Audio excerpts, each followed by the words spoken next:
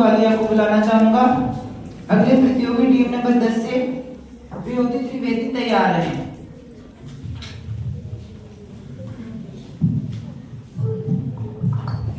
आर्य समाज का यही विचार, परंपरा और आधुनिकता का संस्कार। वेदों की राह पर हम चलेंगे, आधुनिकता के साथ हम बढ़ेंगे। सुप्रभात आदरणीय शिक्षकगण, निर्णायक मंडल एवं मेरे प्रिय साथी। मैं वैष्णवी वालिया, कक्षा 9वीं की छात्रा, आज अपने विषय परंपरा और आधुनिकता का मेल पर अपने विचारों को लेकर आप सभी के समक्ष प्रस्तुत हूँ। आर्य समाज के संस्थापक महर्षि दयानंद सरस्वती जी का मानना था, ज्ञान का दीप जलाओ, समाज को नई राह दिखलाओ। आर्य समाज ने परंपरा और आधुनिकता के बीच एक सशक्त सेतु का निर्माण किया। आर्य समाज का एक ही मूल मंत्र है, जो इतिहास से नहीं सीखता वह भविष्य नहीं बना सकता। परंपराएं हमारी जड़ें हैं, जिनसे हम जुड़े हैं। परंपराएं आज भी हैं और पुराने समय में हर युग में प्रचलित प्रथाएं कहीं न कहीं कुरीतियां भी होती हैं, जिन्हें बदलने और खत्म करने का कार्य समाज का कोई जागरूक भाग या संस्था करती है। और मेरा खुद का मानना है कि आर्य समाज एक ऐसी संस्था रहा है और रहेगा जो परंपरा और आधुनिकता को साथ लेकर चलता आया है और चलता रहेगा।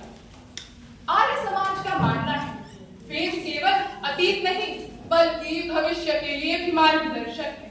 आर्य समाज ने वेदों को ही सर्वोच्च मान्यता दी है।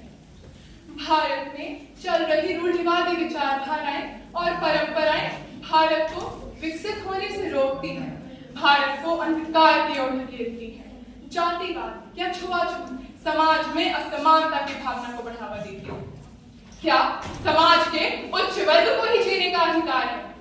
भारत के कुछ अशिक्षित लोग आज भी बीमार पड़ने पर झाड़ फूक का सहारा लेते हैं। यह सब अंधविश्वास ही तो है। परंपराओं को गर्व से अपनाएं और आधुनिकता को साहस से स्वीकारें। हम पश्चिमी पहनावे और दिनचर्या को अपनाकर अपने आप को आधुनिक समझ बैठे हैं। अरे परंतु सत्य तो यह है कि आधुनिकता बाहरी दिखावे से नहीं आती, वह तो हमारे खुद के अंदर से आती है। आधुनिकता का सही मायने में अर्थ तो आर्य समाज ने हमें सिखाया है कि समय के साथ बदलो पर अपनी जड़ों से जुड़ो। अब हम यह जरूर समझ गए हैं कि वास्तविक आधुनिकता परंपरा से ही उत्पन्न होती है। यह 21वीं सदी का युग है, अपने संस्कारों के आधार को संभालते हुए नए विचारों को अपनाने का युग है। परंपरा में शक्ति है और आधुनिकता से प्रगति है। हमारे लिए विज्ञान, शिक्षा, महिला सशक्तिकरण जैसे विचारों को अपनाना अत्यंत महत्वपूर्ण है। बस अब यहीं पर अपनी वाणी को विराम देते हुए मैं बस इतना कहना चाहूंगी, हम क्या थे, क्या हो गए हैं और क्या सीखे हैं। इन शब्दों के माध्यम से मैं आप तक बस इतनी सी बात पहुंचाना चाहूंगी कि हम अपने अतीत से सीख लेते हैं, अपने अतीत से जुड़ेंगे, अपने वर्तमान को समझेंगे और अपने भविष्य का निर्माण करेंगे। हम अपनी परंपराओं और आधुनिकता को साथ लेकर आगे बढ़ते रहेंगे। धन्यवाद।